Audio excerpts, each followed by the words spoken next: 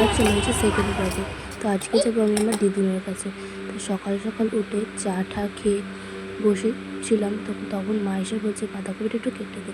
তো বাঁধাকপিটা কাটতে বসে পড়েছিলাম, করতে করতে মা ছিল না, একটু বাজারে চলে গেছিলো, বলে একটু রান্নাটাও তাহলে একটু কর। তো আমি ওখানে ভাত দেখছিলাম, ভাতটা বেশ নরম নরম হয়ে গেছিলো, বাঁধাকপি কাটতে কাটতে দেরি হয়ে গেছিলো বলে আমার তো খেয়াল করা হয়নি, তো ভাতটা নরম হয়ে গেছে। তো আমি ভাতটা উপর দেওয়ার পরে চলে গেছিলাম স্নান টান করে, মাও চলে এসেছিলো তখন। তো আমাদের আজকে মণিমাদের বাড়িতে যেতে বলেছিল, মণিমা বলতে আমার মামা বাড়িতে গেছিলাম, ওখানে আমার বুনুও আছে, তো ওখানে চলে গিয়েছিলাম। তো আসার পর দেখি আমার বুনু স্কুল থেকে চলে এসেছে। স্কুল থেকে আসার পথে ভাইয়ের জন্য একটা কিটক্যাট আর বোনের জন্য একটা কিটক্যাট নিয়ে গেছিলো। তারপরে ওখানে বসে খেলনা বাটিগুলো বের করে নিয়েছিল, দেখে আমাদেরকে দেখে বলছে চল একটু খেলবো। তো খেলনা বাটিগুলো বের করে দিয়েছিলো, একটু সুন্দর সুন্দর খেলনা, ছোটোবেলায় আমিও খেলতাম। কে কে আমাদের ছোটোবেলায় এরকম খেলনা বাটি নিয়ে খেলতাম কমেন্টে জানি। খেলনা বাটিগুলো দেখতে খুব সুন্দর ছিল, মনে হচ্ছিল যেন সত্যিকারের রান্না করি। খুব সুন্দর ছিল খেলনা বাটিগুলো, আমার তো খুব ভালো লেগেছে। তোমাদের কেমন লাগলো জানি না। আমি একটু ওখানে খেলছিলাম, তো তখন বললাম আমাকে ডাকছে হচ্ছে খাওয়া দাওয়া রান্না বান্না হয়ে গেছিলো। তো আমিও ডেকে নিয়েছিল সে খেলনাবাটি পরে গেলে একটু আর খেয়ে খেয়ে নিই, তারপর আমরা খেলা বলছি দাদা একটুখানি দেখে নিই ভালো করে কী কী জিনিস আছে। তারপরে দেখো কত সুন্দর সুন্দর জিনিস খেলনাগুলো। এটা একটা বিট গাজর, এটা একটা আতা না কি হবে হয়তো, ওটা গাজর,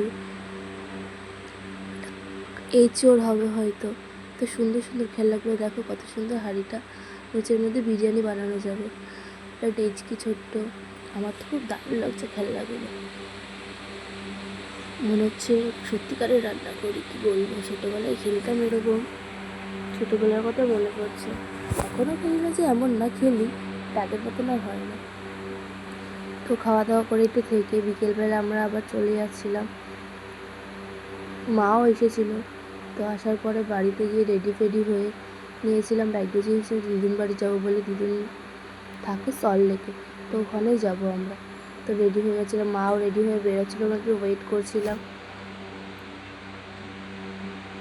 কুঙ্কুকে আবার কার সাথে কথা বলছিল, উপর একটা মাসিমণির সাথে, তো কথা বলতে বলতে তো মা চলে এসেছিলো, তারপরে আমরা চলে গিয়েছিলাম। আমি আর কুঙ্কু হাঁটছি, মাকে বলে একটু ভিডিও ধরে দাও, তো মা একটু ভিডিও ধরে দিচ্ছিলো, একটু ঢং করছিলো কুঙ্কু। তো ওখান থেকে আমরা যাচ্ছিলাম, ওখান থেকে প্রায় 8 ঘন্টা হেঁটে গেলেই সল্টলেক। তো আমরা আর করে যাইনি, হেঁটেই চলে গিয়েছিলাম তিনজন।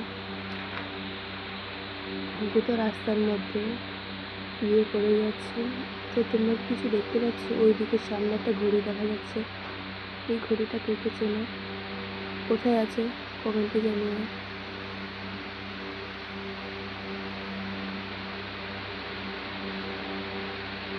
এই জায়গাটা যদি তোমরা কেউ চেনো যেখানে এই ঘড়িটা আছে। আমি কিন্তু এটা পাশ দিয়ে যাচ্ছিলাম, ওই দেখো দৌড়িয়ে যাচ্ছিলো ওখানে লিফটে নামবে বলে। তো ওখানে গিয়ে দেখি লিফটে নামার না, একটা ওঠার জায়গা, ওদিক দিয়ে ওঠা যায়। তো বলছে আমি নামবো, আমি সেটা থেকে নামা যাবে, ওটা সিঁড়িতে নামার পরে সিঁড়িতে নেমে চলে গেছিলাম আমরা। যাওয়ার পরে ওখান থেকে হাঁটছিলাম আমরা, খুবই খুব মজা পাচ্ছিল যে দিদিমার কাছে যাবে, আমার দাদা আছে খেলতে পারবে।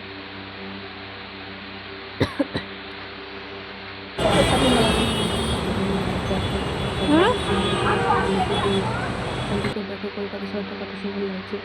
তখন দিদিমা চলে হয়েছিল আমাদেরকে নিতে, কারণ মা আমাদের ব্রিজ অব্দি যাবে, আবার মা চলে যাবে। তো দিদিদের নিতে চলে হয়েছিল, অনেকক্ষণ দাঁড়িয়েছিল। পঙ্কু তো দিদিকে দেখে খুব খুশি হয়েছিল।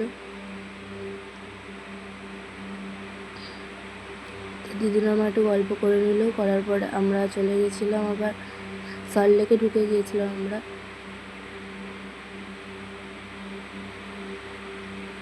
তো আমরা এখন যাবো বিডি ব্লগে, যেখানে ওখানেই দিদি থাকে।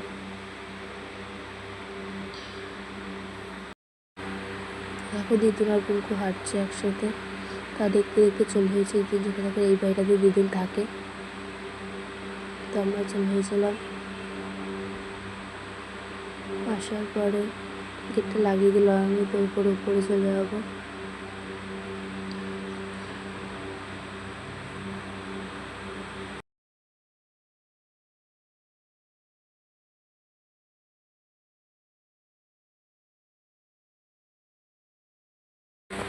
গেট খুলে ঢোকার পর ভাইয়ের জন্য দুটো চকলেট নিয়ে নিয়েছিলাম, ওই ভাইয়ের জন্য চলে হয়েছে।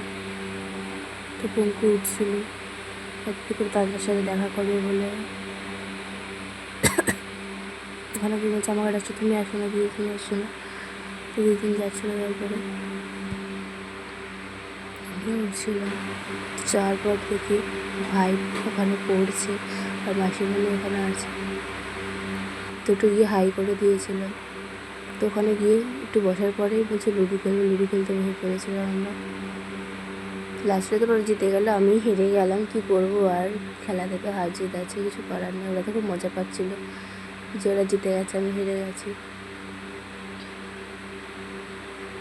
তো আমরা তারপরে একটু ছাদে চলে গিয়েছিলাম হাওয়া খাওয়ার জন্য। একটু ছাদে খেলাও করছিলো, কারণ ওই ভাইটা একটু পড়তে বসবে, আর পড়াটার পরে তারপরে আবার খেলবে বলছিল। ওর সামনে এক্সাম, তো ওখানে একটু পড়ছিল, এখন একটু ছাদে গেছিলাম হাওয়া খেতে।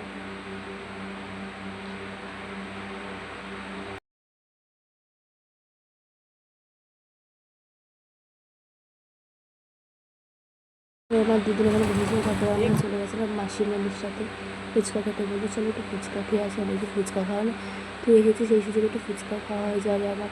তো আমিও বললাম ঠিক আছে চলো ফুচকা খেয়ে আসি বলে।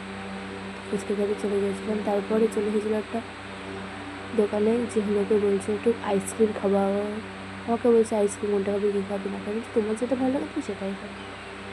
তো আইসক্রিম নিয়ে নিয়েছিলো ওখান থেকে, আর একটু কোল্ড ড্রিঙ্কস নিয়েছিলো কটা,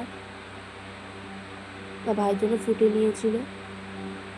তো এসে আবার দেখি এরা খেলছে এখানে, মাসিমণি এসে রান্নাঘরে চলে গিয়েছিলো, খেলছে। তারপরে আমাদেরকে দিয়ে দিয়েছিলো খেতে বিরিয়ানি, মাটন বিরিয়ানি ছিল এটা।